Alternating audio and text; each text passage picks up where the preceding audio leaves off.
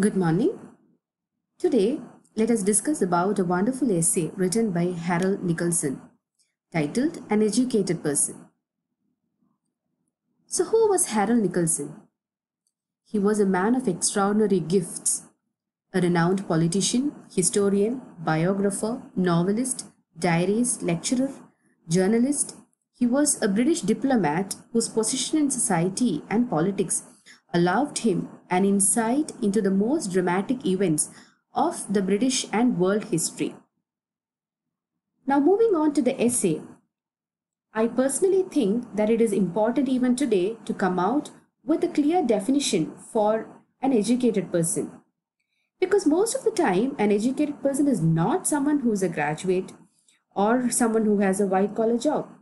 So let us see how Nicholson defines an educated person. So in this essay, he is trying to define who an educated person is. Now, Nicholson received a postcard from an anonymous reader requesting him to write his next essay on what he meant by an educated person. He was pleasantly surprised by this request, and he thought that it was an easy task for him, and he had planned on how he was going to write. He thought that he will put down all the existing definitions of an educated person on a paper, and in the process of writing, maybe he will come up with his own definition. However, once he started writing, he found it very difficult to arrive at a clear definition for an educated person. Now, the existing definitions of an educated person are like these. Okay, so an educated person was usually used to refer to a person of quality, that is, someone from the upper and upper middle class of the society. And sometimes the word is used to imply a certain level of education. However, Nicholson goes on to say that it is difficult to define the levels of education. So here he tells us who is not an educated person.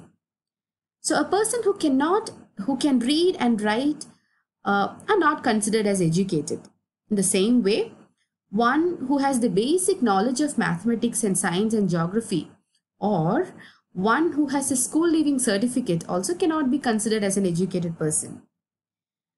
Now, Nicholson excludes specialists from the list of educated people as their knowledge is limited to their field of specialization.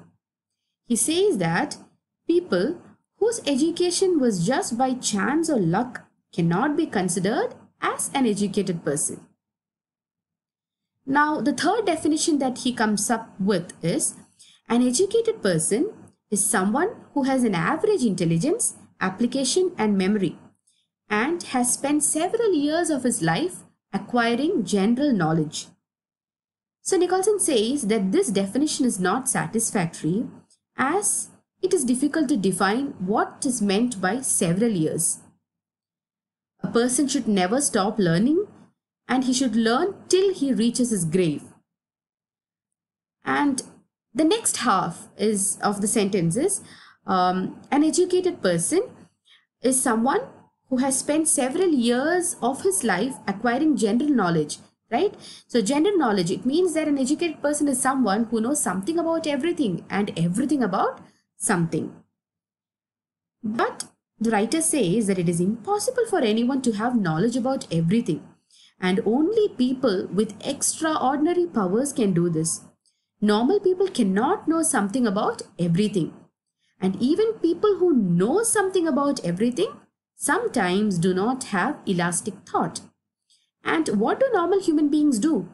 Normal people who wants to be educated should concentrate on the field he likes and should learn more about things which is related to his area of interest. Now here he says that it will be of no use for a person who is interested in learning music to study engineering. Yet, if he confines his learning only to music, he will be a failure. So he should extend his learnings to all kinds of plastic arts, biography of musicians, history of their times, etc. Only then he will become a great critic of music. Same way, one who has literary taste should also study arts, history, and languages. And Nicholson says that no literary man can be called as educated if he does not have knowledge of one literature other than his own. Then who is an educated person? Nicholson says that by education he does not mean only knowledge but culture.